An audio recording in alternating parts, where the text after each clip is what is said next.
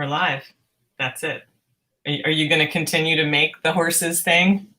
Oh, any day of the week. Any day of the week, huh? I got into music so I could, do that all the time and have an excuse. I see. I always go for the bad jokes. Da, da, da, da, da, da. All right. Okay. Well, anyway, welcome to... I feel like we should log out and log back in now. Well, yeah, I know. Welcome to The Gear You Hear, everybody. My name is Emiko, and I'm sitting here with my co-host, Scott the Pedal Guy. Before we introduce our amazing artists for today, who really, you're going to want to stay through the whole thing and get all sorts of interesting questions ready, because they're just mind-blowingly good. Like, they make me angry that they're so good at music. There's a couple of house rules that we want to go over. So for all of you that have seen the show before and are returning, first of all, thank you very much for your support and for supporting the artists.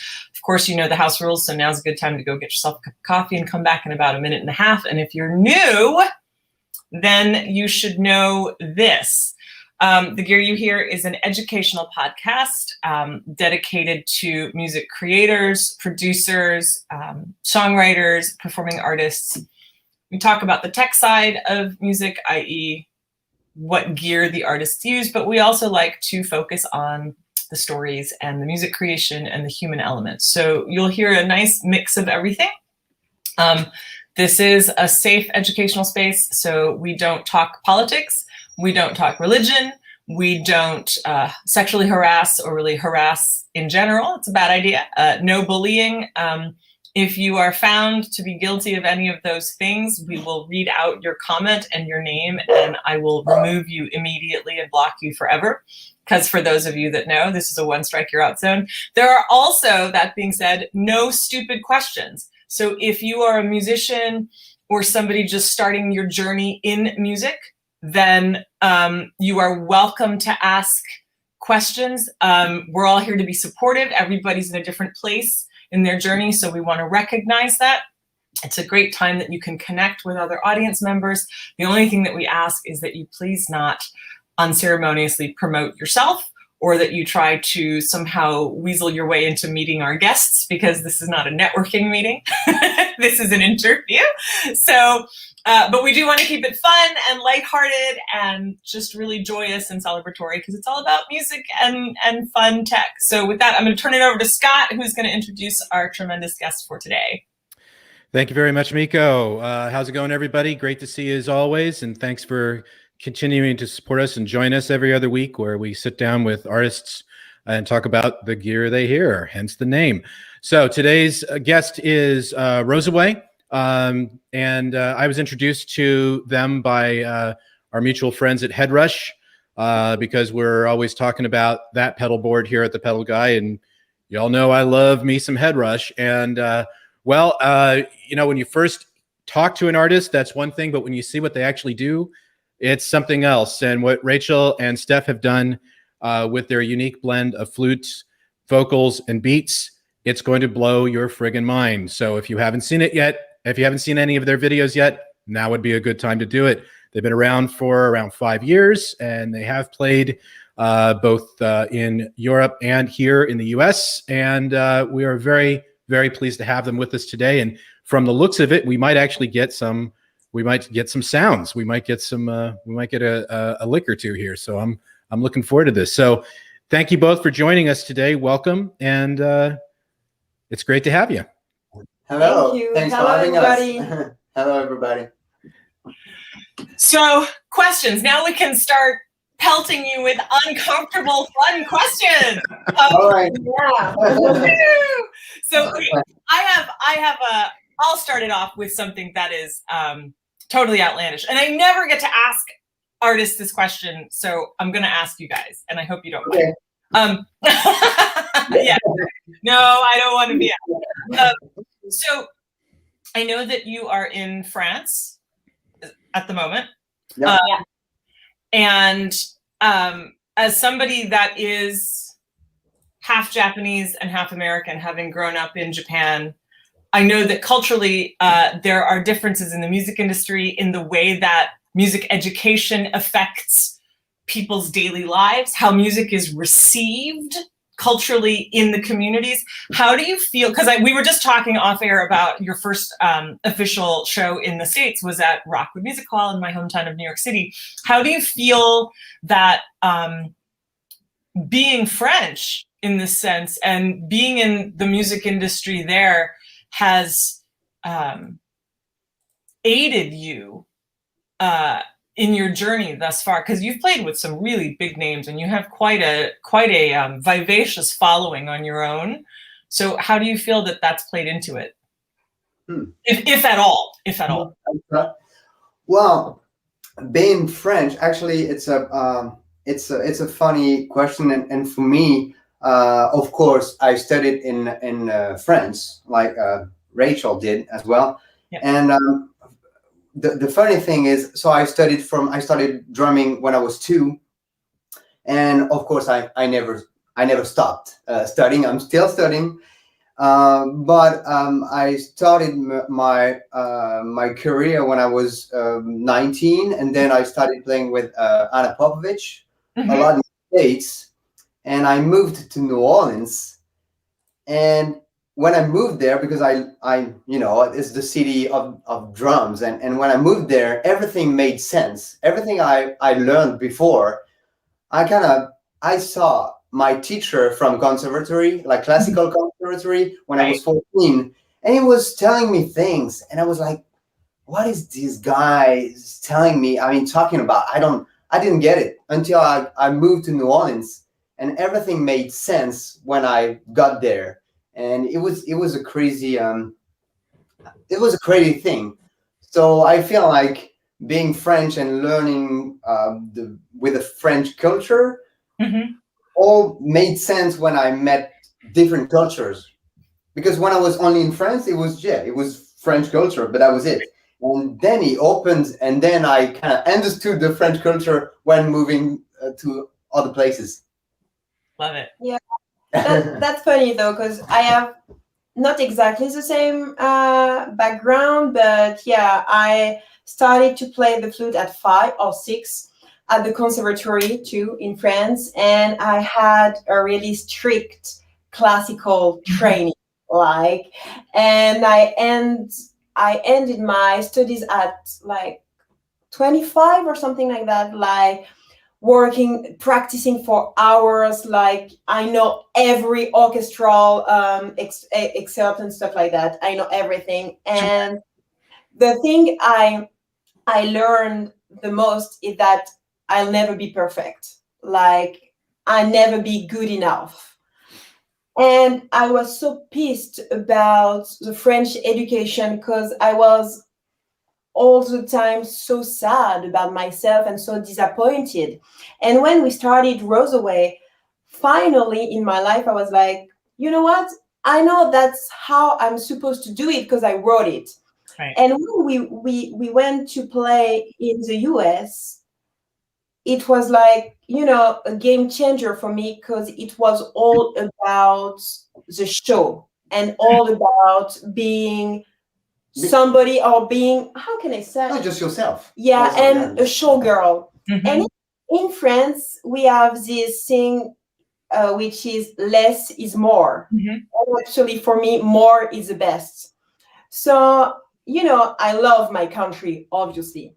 I love our culture and stuff. But when it comes to the show, I definitely prefer the US sense of show and sense of how can I say? I think it's the whole thing. It's the whole. The entertainment is more for me in the US, like the whole package. Like I'm pleased, but I have to be a singer. I have to be a showgirl and stuff like that. And in France, it's not like that cool, but in the US I just feel like really me. So I'm really French because when we play in the US, all the American people say, you're so French. And I'm like, that's so funny because when I'm in France, people say, you're so American. That's so funny to see how you can mix everything, and obviously I'm already mixed, so I think that makes sense.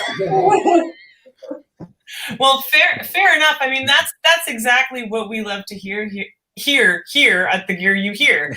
A lot of fear.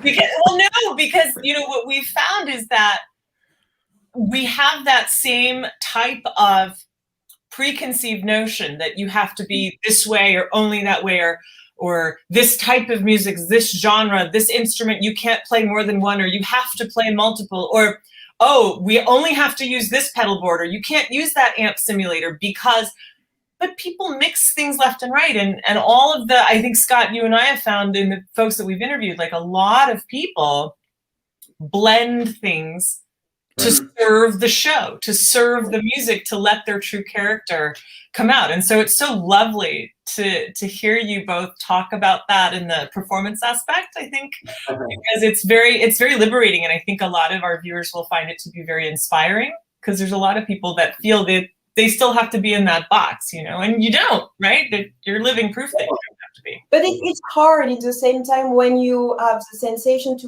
when you feel that you are in a box, to just think in a different way. Like, I can be out of this box because I can just make my own box. Right.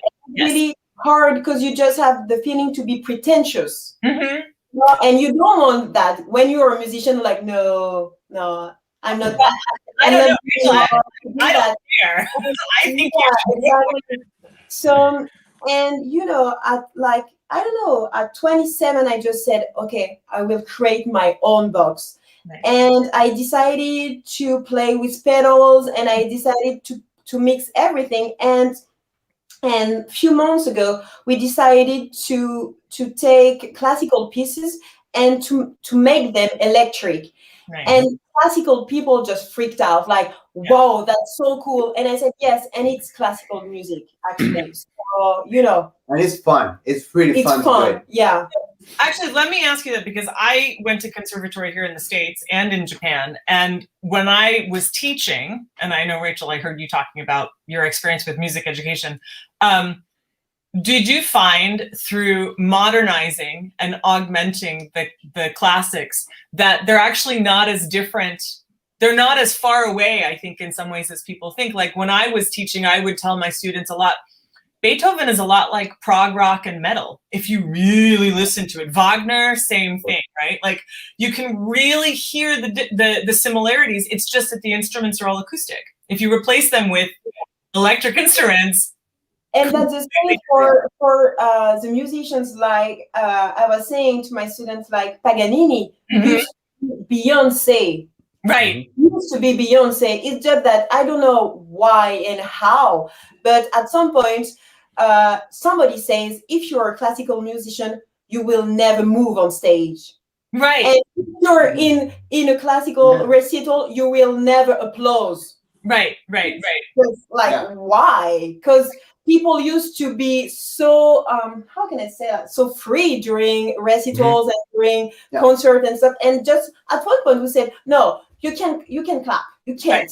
Right. Like, I don't know talk, why. don't do anything. Don't talk, and when you're on stage, don't move, don't be too much. Right. And like, it's even in classical music, it's like, it's a show. You have to give yourself to the audience. So yeah. How do you feel that the gear that you've been working with has helped to expand that experience and bring it to your audience and your listeners? Are there particular pieces that you found really light that fire more than others? And how do you work with that? Actually, at the beginning, when I use my pedal, it was like hiding myself. So I hide myself behind a huge sound or distortions. Like, when at the beginning, when I was how do you say that, putting a distortion, I was like, it's okay, because I can have a bad tone today, because nobody will notice that. So at the beginning, it was like to free me, if I can say that. And then I began more confident. And then I use this tool as a musical, like another instrument. Like, I'm playing with my pedal. You see what I mean? So when I put a reverb, I know exactly what it. How can I say that? No, It's just where you want to go. yeah, it's just another person, if I can say that. So yeah, and it freed me to think that even when I play alone, I have somebody with me. So yeah, Lovely. I think that's awesome. That's great. I mean, I always say that the pedal is like another member of the band, and because it's got its own personality. By the way, you brought up Paganini, so just Paganini is like the rock star of classical musicians, and he moved, but he freaked people out because he'd always cut the strings on his violin, so you'd be just down to that one string, and he'd be like Van Halen. And I'll tell you one album just very quickly that will change your life if you're a guitar player is Elliot Fisk's Paganini's 24 Caprices on classical guitar. He was the first guy to take it from violin to guitar, and that was back in the 90s, and it freaked me out. Like you play the fifth caprice and it will change your life. It's one of those things. So if you're familiar with that piece of music, but again, it's one of those moments where you'll go, oh, you can do that with a guitar. Okay, that's cool. But anyway, back to you guys. So when did you get I guess a kind of associated with the head rush? Did you go down like a decision path of where you wanted to go with your effects, or you just knew, you saw the head rush and you knew that's the effect processor that was going to be the other member of the band? No, we were in the US actually. It was in 2019, like ages ago, and when world was COVID-free. You see what I mean? And I was looking for a really strong pedal effect, but in the same time compact. So I couldn't have like the guitarist like several pedals like that, you know. So I really we wanted something simple, like a backpack and go, because we are traveling a lot, so it was not. And also because of the flute, we were afraid also adding 25 pedals. You know, you don't have the same power from a flute than from a guitar. So we started adding so many pedals, we would lose signal and stuff. And and we actually went, I can remember that. We went at Guitar Center in Manhattan Beach, and the guy said, you should have this. And I said, oh, really? Because I never heard about this brand. And I said, really? He said, yeah, it's gonna change your life. And I just bought it. And actually, it was a Labor Day. I remember that. And I just bought it. And first it was not the price we were supposed to but this guy was like, yeah, you should really do that. This is going to be a game changer for you. And we just brought that in our Airbnb, you know, and we tried so many things. And I was like, whoa. Because the thing is, I'm playing these things, so that's cute. But I'm playing with a drum. Right. So it can't be cute. That's the thing. So I was really looking for a really strong and big sound like a guitar. And actually in Rosaway, I wanted to play the flute, but in the same time, I wanted to rock like a guitar. So that was our objective, our goal, sorry. So this pedal, as it's mostly for guitar and bass player at the beginning, was exactly what I was looking for. But the thing is, after that, we had to think about all the cable setup, which is the most difficult part. I can attest to that. Yeah, because I have a mic, but it's not like an amp or, you know, so it's not exactly the same. So, yeah. Right.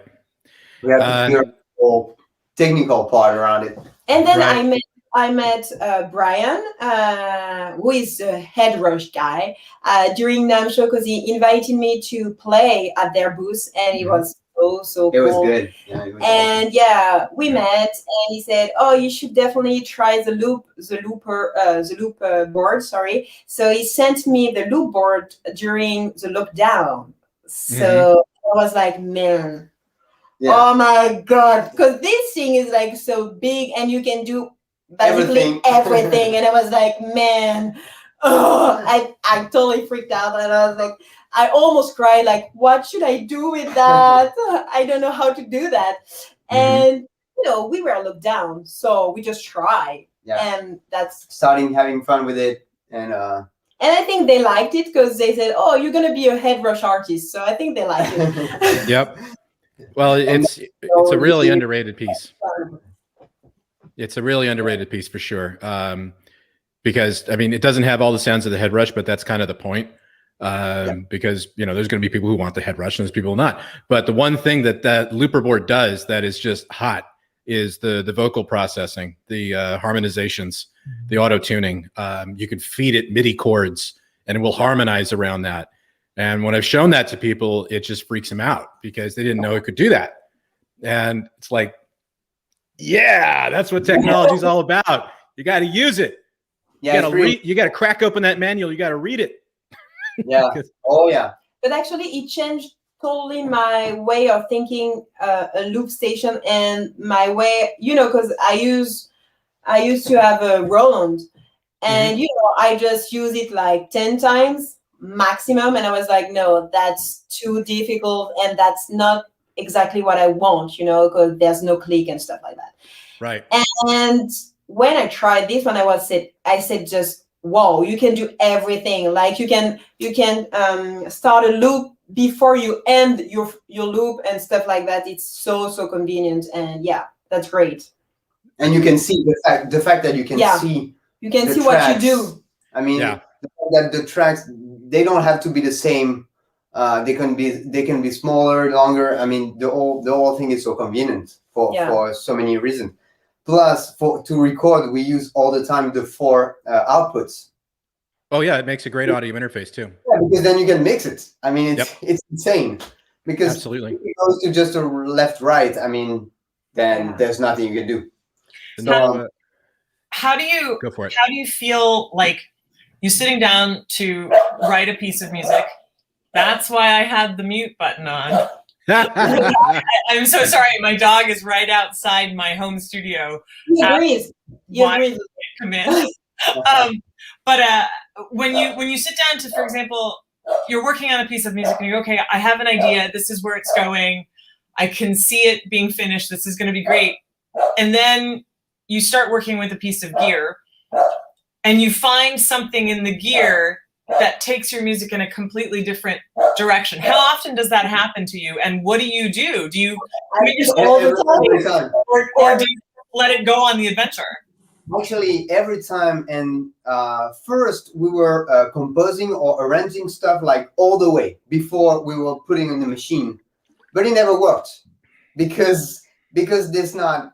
We were writing on because it's somebody. Yeah, it's something, and now we just write few lines with a stupid sound. We don't even if we do on the piano like a MIDI control, we do like very stupid, very simple sound. So it's not gonna affect what we're gonna do later. Right. So we do like a MIDI stupid soundtrack.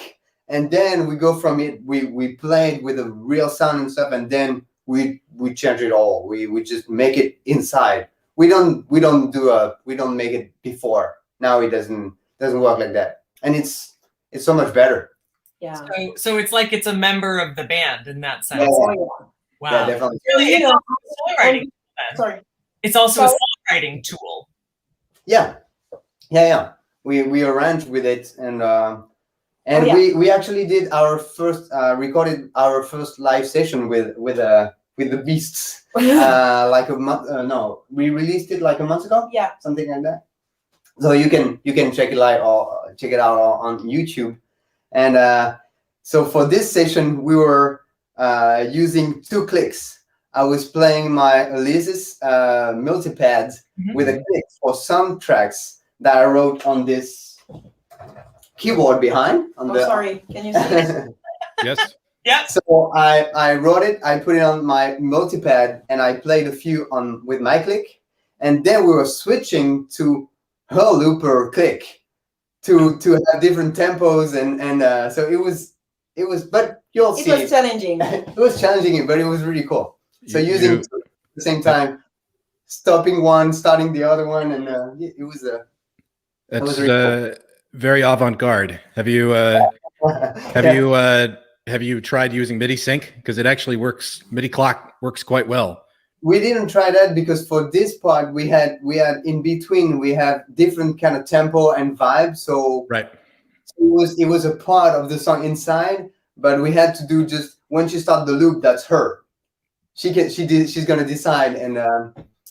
But we didn't do the MIDI sync for we should for another track. Definitely. I actually did a video. I'm working on a video now, actually, where I'm syncing up the head rush pedal board to the looper board. Not because I'm trying to get the loopers to sync, because that doesn't work. People ask that all the time, but it doesn't work. But syncing up the tempo-based effects in the head rush to whatever's playing back in the looper. That's where I live with subdivisions of like delay, reflections, and flangers and things like that. So having that ability to sync them up so that's somewhat in time and I can play as drunk as I want. Just kidding, but just still play and as loosely as I'd like to. And then MIDI will just tell time and it will fix everything for you. Yeah, that helps. Definitely. Oh yeah, we're gonna try that. Yeah, definitely. It's a one cable solution. It's easy. Yeah.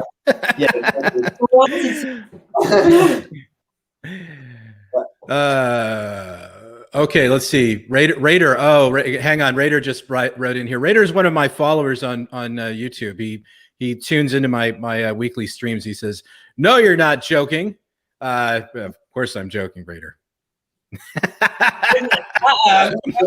I don't start the stream. This isn't beer. This is tea. So just make sure we're clear about that. Or maybe it is. I don't know. But it's 5 o'clock somewhere, right? Anyway, so I see you got like the setup here. You want to take us through the setup? Of what you're using? I can see a variety of pieces here, speakers and studio monitors and synthesizers and all that stuff. I'd love to see what you got. Yeah, we can jump out of it, and you guys can. Yeah, we can actually expand the window so everybody can see it more clearly. We will take ourselves out. Oh yeah. So here, what we got is the keyboards that we got are we use them for sequences. Most of the time that I play on my multipad. So we get this Poly D kind of Moog sound. This chord. This is monologue. Probably switching to the mini-log later, but more like an 80s sound. I use it a lot in my looping videos. Actually, I love it. You should sit down because they don't see you. Oh, sorry. Oh, okay. Sorry. Yeah, this one Rachel used the chord a lot on her. I love it. On her video. It's my favorite toy. This is a MIDI controller. This is who goes to our Logic for recording, because everything we do for Rosaway, all the claps, all the bass sounds, all the keyboards, we made them here at home. There's nothing. We don't take stuff from the internet. We don't. We want to create everything. Even we had like some papers like crashed and stuff. So we do all the clap and stuff like that. So it's fun. And so that's our little home studio, very small home studio, but it works. Yeah, and I don't know, for head rush, this is the expression pedal. I use it mostly for the whammy. Whammy, yeah. I love this effect. Like, if you're a flutist, you're gonna love this effect because you can play like a bass player, which is like a dream for me. So that's so cool. And you can do, how can I say that? That's so cool. I love that. This is my flute mic. Oh, with this? It's actually here. I use Audix flute mic. I'm an Audix artist, so I can't really say crap about them, but I actually love this mic because first, it's really small, and that's great because I hate when I see a flutist with this thing just in front of his head. That I don't like that. And actually, sound engineers like it too. Yeah, So yeah, I think it's a cool mic. So from this, we go to this DI box, Yeah, like a reverse. it's DI. a if you want to do this setup, you need this. Yeah, it's to reverse the signal because obviously the pedal is not made to receive a mic signal. So and then it worked great. Yeah. We go from then to the Oh, most keyboard. most of the time we use another DI too. Yeah, to go then to a PA or to send to the sound guy, but Yeah. And this From is the gig board of Edrush. I don't know if you can see that. This one, but if you follow pedal guy, you know this everything pedal. about it. This is, I think, if you're a flutist, actually, I don't know for a guitarist, but I'm sure it's the same. But for a flutist, I think you should definitely invest in this pedal if you want to do some electric stuff. Because I see a lot of flutists just buying like a reverb or just buying a distortion, which is great, but this is gonna change your life because you can do everything, like everything. There's distortions, there's octaver, there's gates, there's a lot of things, and you're gonna love it. And you have a looper in this, a loop station. And actually, at the beginning, I was using that on stage because it's great. So you should definitely check this out, like really. And I don't say that because I'm an Headrush artist, but because it changed my life, really. And then you have this thing. It's the loop station, Headrush loop board, and yeah, it's a machine. Like it's like the best looper I've used so far. Definitely. So you get those 4 inputs. Usually Rachel used like the flute, then the vocals, she loops the vocals, she loops the keys, chords. Sometimes different keyboard, the pads, the drum pad. And that's great because you can do a lot of overdub, and you can, the really cool thing is that it synchronizes everything. So if you're not really tight, the machine will do it for you. Well, you kind of have to be tight, but yeah, no, but it helps. I mean. It's awesome. And what I was saying before, I don't know if you understood me because sometimes my English is like really bad.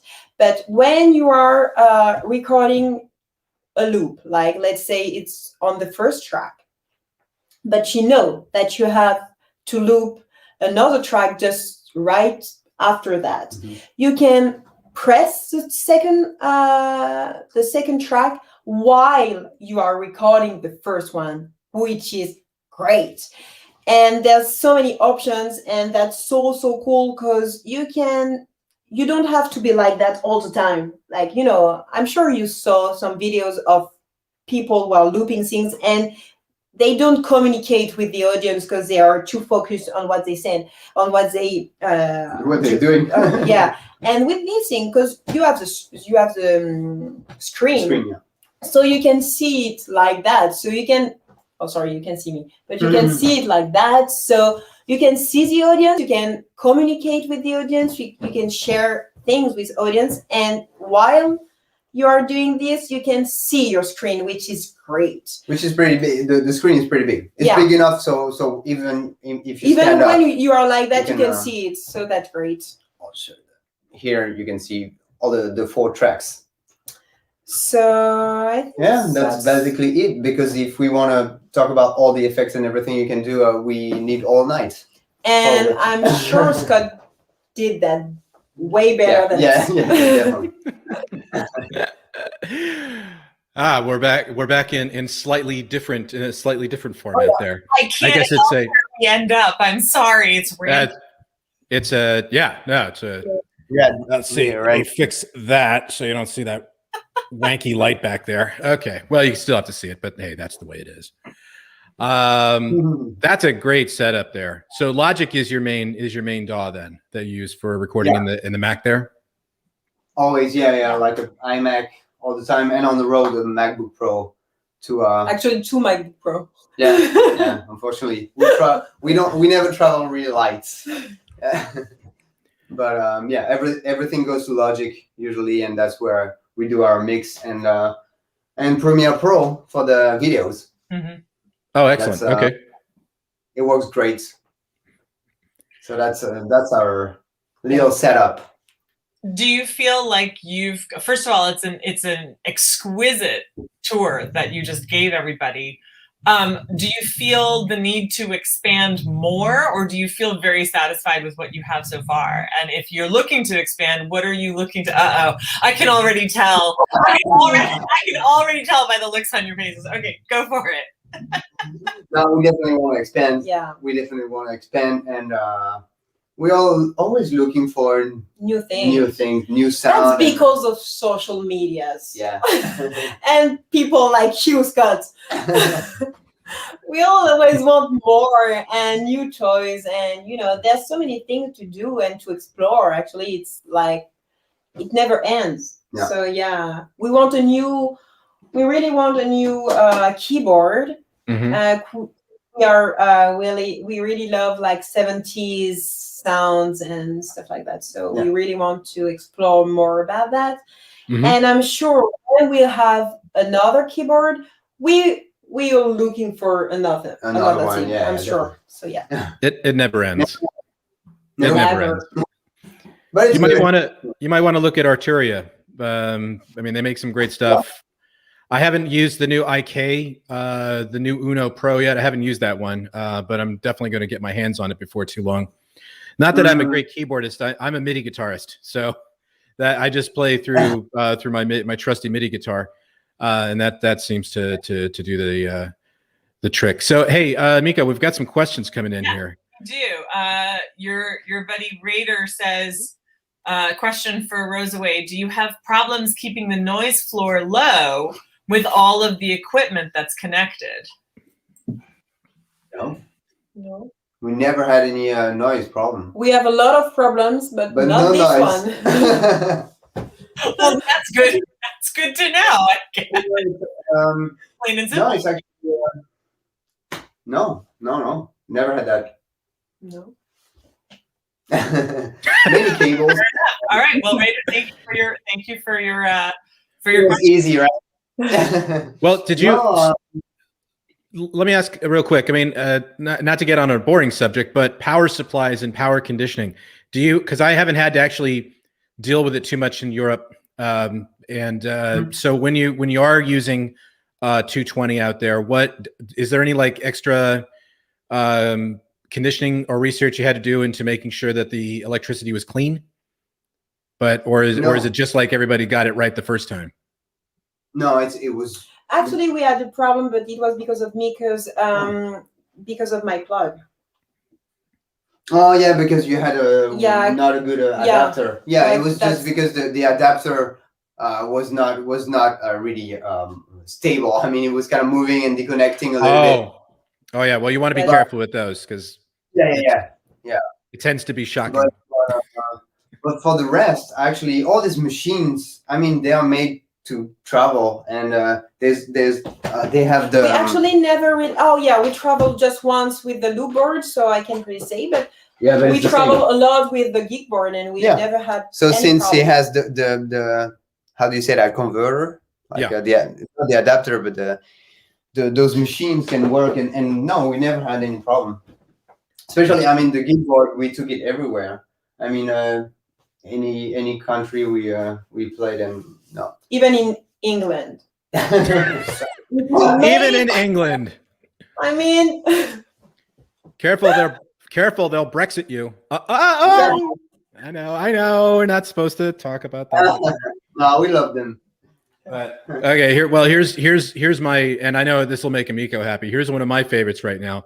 So I'm gonna put that up to the screen there. That is the Lounsbury pedal organ grinder. Yeah. I showed this on my last stream a couple of weeks ago where I put this on a bass. So it's actually meant for organs per se, but it'll work with synthesizers, it'll work with guitar, it'll work with vocals, it'll work with bass. and this will just beef up just about anything. So I'd actually pay money to hear a flute go through this. So that would be pretty awesome. So nice and punchy. So nobody knows gain staging like Greg Lounsbury. That guy is just a master. That's very true. It's awesome.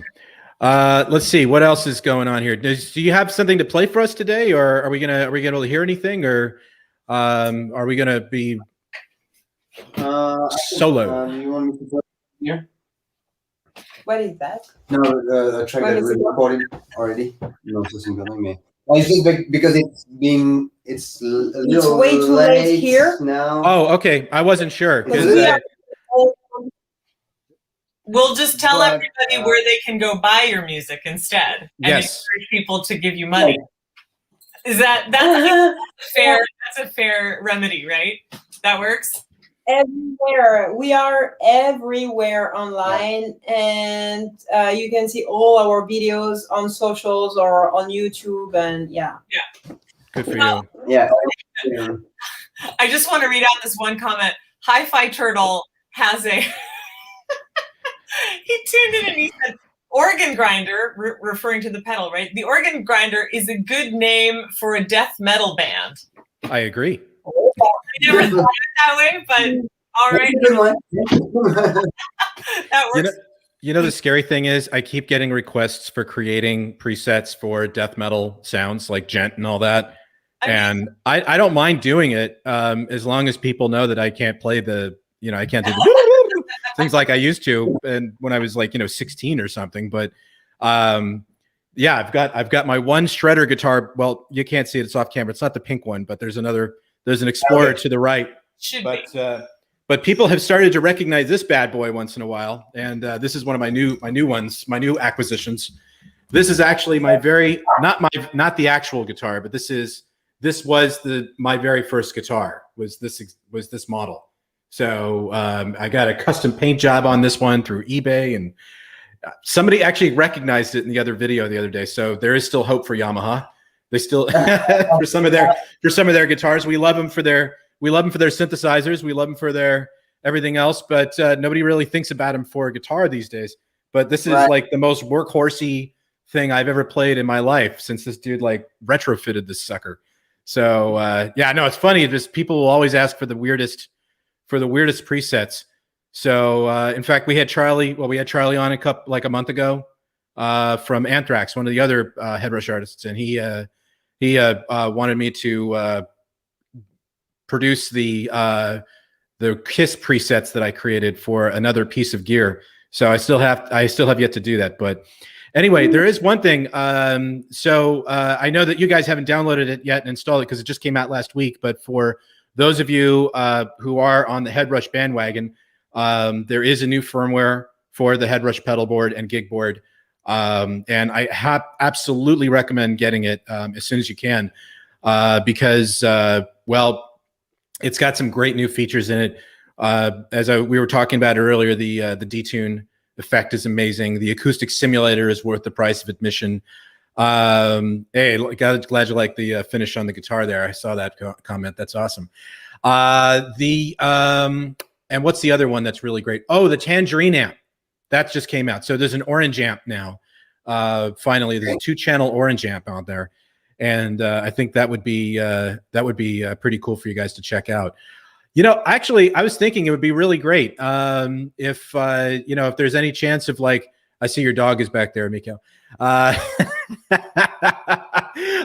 She threw. Oh, no, she's back. All right. I'm trying to keep I keep my wife keeps the dog on the other side in the office. She shares the other room there. She was throwing herself against the door. I would love to see some really nice close up, some rigs that you built. Have you guys put any rigs together for the flute and for the drums? Because I'd love to see that. Because I think the Headrush guys out there would really dig something like that. You mean like closer? I can take the. Well, no, I mean, not maybe now, but you know, in the future, you know, showing some people. I love the videos, by the way, they're great, and it's really funny because I have the Strike multi-pad right back there too. So I'm like, wow, it's almost the same setup. That's awesome. I think finding other ways to show the rigs is one of the best things about, you know, working with the head rush, because even just doing the silliest things like creating scenes and simple things like that, people still don't understand what that's all about. When I show it to them, they're having a ton of fun with that.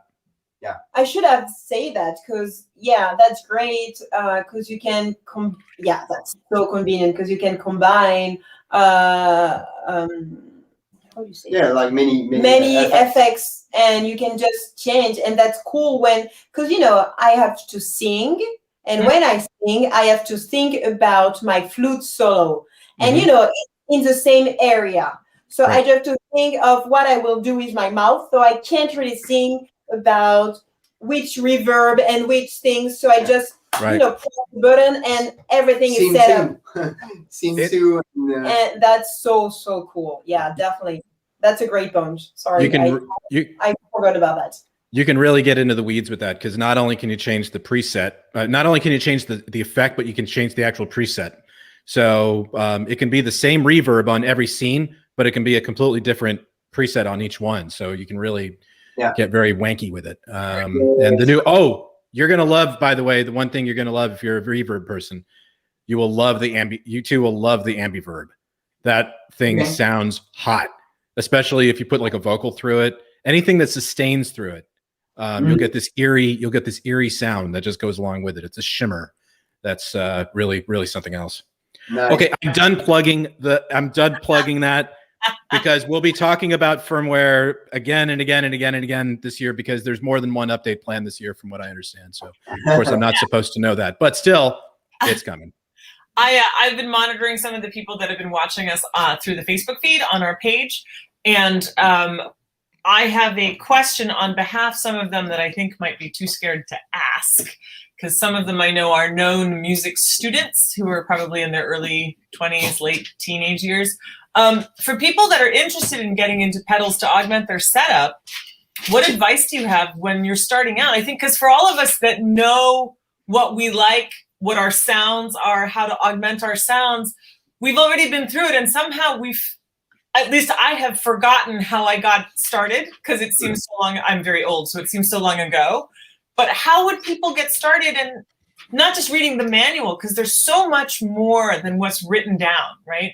What are some ways to get them, I don't know, involved, I guess? Well, maybe is it for a flutist? Pardon? Is it for a flutist, a flute player, or in general? I don't know. I would just say they are. I know at least one of them plays keyboards, one sings. I don't know what the other one plays, but I know that in general want to know how to start exploring in a way that makes sense. So I'm going to start because I saw it from the outside. You just cried. No, actually, when I saw Rachel, and she never used any effects, anything. You know, as I used to say on my social, I was not a geek, like not at all. You know, like laptop is barely the only thing I used to use. Like, you know, I'm not interested in electric thing until 2 years. Yeah.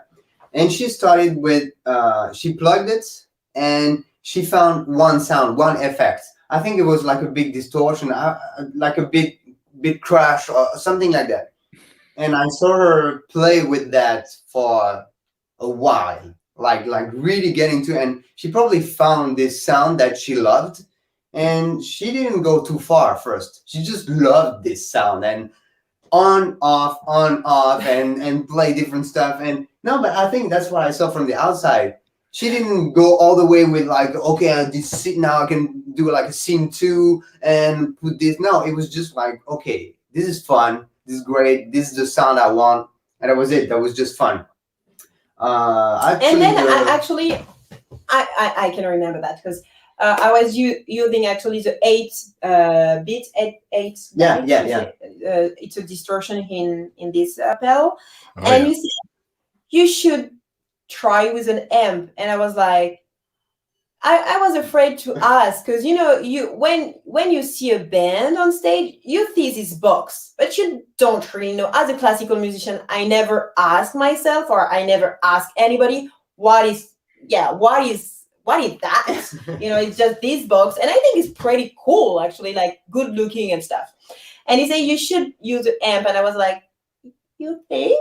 Why? And he explained me why I should use an amp and stuff. So it just, you try something and then you ask questions. That's the only thing, or you can just try. You add things and you say, oh, that's cool. Oh, no. I think that's the only thing. You just have to explore. Would you make the recommendation of trying things out? Like, so I use Logic as well in all of my work, and they have that horrible virtual pedal board, which is a little bit, it's okay. You know what I mean? But I mean, for someone starting out who doesn't know anything about pedals, would it be advisable, do you think, to let them try it on the soft synth and then find what they like and then go out and get something? Yeah, because it's going to be close to the sound, even if, like you said, it's not the best effects you can get. But yeah, it could be a way just to try and see.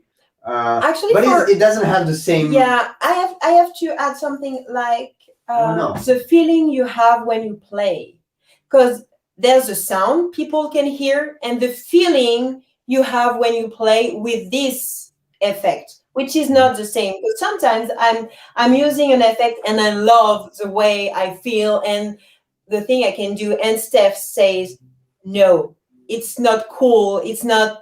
It's not interesting. And when I play it, I just feel so good. But he said, no, that's not what you need, and it's not cool for us. So you have to adjust yourself and to record yourself a lot using the effects, I think. Because sometimes the right effects. Yeah. Because sometimes you have the wrong feeling about what you are doing with the effect, I think. Well, I'm gonna go off the reservation here, as we say, and I'll make sure my phone can't hear this, but I'm on a PC, so I don't use Logic. But that's okay. That's okay. I know Raider, he's a Reaper guy. I'm a Reaper guy. Actually, here's a funny thing. So you brought up a really good point, and a couple of good points, actually. I just want to expand on it just for a quick second.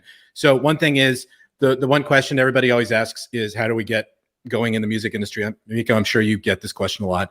And my answer is always this: ask, and ask for information, try to expand your horizons. And, basically, if you don't ask, you'll never know. And that's one thing. So you have to get involved in all that stuff. And all the fun stuff we have here in Los Angeles. The other thing, though, is about experimentation and knowing when to not go too deep into the weeds with the features of a particular product. And that's actually one of the things I stopped using DAWs quite a bit. Now I have a very, very, very, very, very long history with DAWs, going all the way back to the early 90s with Atari and an Atari with a 8-track reel-to-reel tape machine. That's how far back I go. And you get so far into programming and so far into everything else, you almost forget what you were doing there in the first place. And I think it's great that you two are working together and kind of like as a check and balance sort of idea. It's like, no, okay, you've got a great sound. Now let's record. Let's create some music. And I think that's wonderful. Thank you. Thank you. So I want to know what you guys have coming up. I mean, I don't speak dog. Your doggy just wants to be part of the show. Yes. Okay. Here. Sorry. What do you have coming up next? Well, tomorrow we are doing a live stream. Mm-hmm. In a great venue. I think it's gonna be really fun. And on Friday, we are shooting a new live session. It was actually a busy week because on Monday, we wrote and shoot a video, a looping video, actually. Yesterday... No, we had a rehearsal as well. Yeah. And yesterday we did 2 live sessions for French TV and for a jazz festival. And a paper. Yeah, and a newspaper. Today was today. A lot of teaching because here in France, Wednesday is Children's Day. So children don't go to school, so they do music and stuff. So it was a teaching day. And tomorrow we have this live stream. And on Friday we have a new live session. So everything will be out. And we almost have the sensation to be musicians again. Yeah, this week was like on the road. It was weird. Yeah. You know, when we were in the car, we were like, wow, we are going to a gig. Yeah, and people waiting for us at the venue, and it was like I know. There's hope. There's hope coming back. And just received the mail getting at 2 tomorrow, stuff like that. It's like, okay, it's really happening. Yeah. Wow, that's but, and a lot of shows, and some shows now started booking shows and people calling us. So yeah, finger crossed. I think we'll get back to. It's gonna be another year for sure. Yeah, we're all there because I've got trade shows coming up that they've been pushed off by a year. Synthplex and the Amp show that got pushed off, but not because of COVID. Well, I did get pushed off because of COVID, but the year prior it got pushed off because there was a fire in Los Angeles. As we get them, yes, we remember that one, don't we, Amico? That was a fun time, and I mean we're all itching to get back out there, and I'm really glad to see that you two are both working so much these days, and you're ready to just get back out there and keep going. We'll be in LA in a month, actually. Hopefully we can fly. Yeah, because I'm talk about it. Sorry, what's happening in a month, if you're allowed to give us details? Oh, how can I say that? I will be part of a festival, which is a Fender Rhodes Festival. Okay. So, do you know it? Very cool. So hopefully we'll be in the States in a month. So it's been a year. So we are really excited about that. I hear you. I hear you. I had some tickets to some pretty choice shows last year that I had to, ditch. So I'm with you. I would love to go see a baseball game. That would be wonderful if I could go see that. We have to do that, actually. We never did. We never did in the States, so that's a bucket list. Definitely. You got to see some sporting event here in the United States because there's really nothing quite like it. But also, of course, Los Angeles is a great venue for sports now. We used to be kind of lopsided, but now we have not one football team, but 2 football teams. So there you have it. Okay. Anyway, Amico, do we need to wrap it up? I think we do. I'm on mute because she won't stop barking. Well, that's awesome. So I want to just say thank you very much, both of you, for hopping on with us and doing this. It's been a real pleasure to have both of you here. This has definitely been one of my favorite sessions so far of doing this series, and having you guys along for the ride is great. And I hope you'll consider, if you're not too big and famous by then, you'll consider coming back and joining us again for another session somewhere in the near future. Because I think people would love to hear more about what you guys are doing. Great. Thank you. Well, thank you so much. Yes, thank you for being here today on The Gear You Hear. We really appreciate your time and your talent very much. Excellent. Thank you so much. Thank you. Till next time, everybody, keep rocking, keep safe, and we will see you in 2 weeks on the 24th, where our guest will be none other than keyboard player Eric Ragno, who is a Frontiers artist. So stay tuned for that. Lots of really great music and tech talk coming up soon. Thank you, everybody, so much for watching. Thank you. Bye.